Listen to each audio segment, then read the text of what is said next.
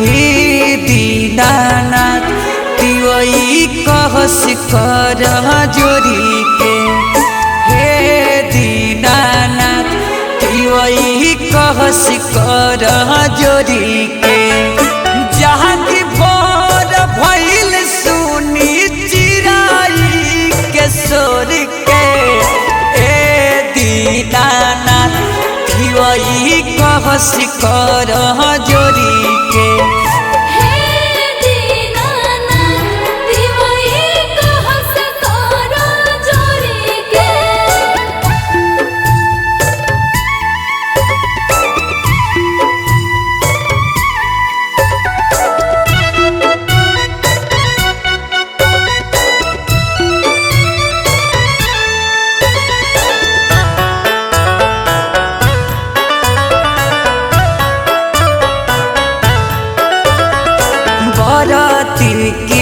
कियाइना अरग स्वीकारली जल बीची खार होके आरती उतारली।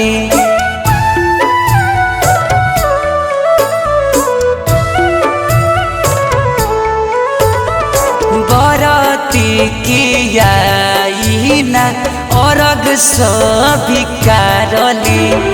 जल बीची खार होके आरती उतारली। भूखे पियास को बोले बैठी अगोर के। हे दीनानाथ तिवई कहस कर जोरी के।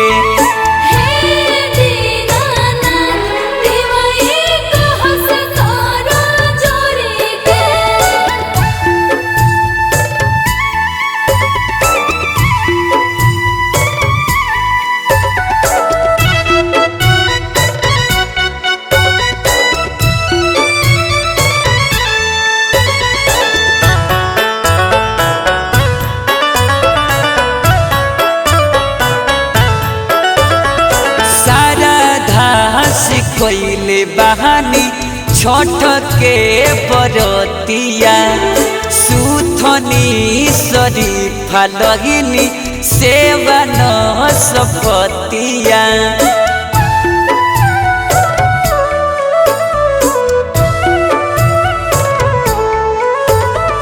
सारा घास कोइले बहानी छठ के बरतिया सुथनी शरीफा लगिनी सेवन सपतिया।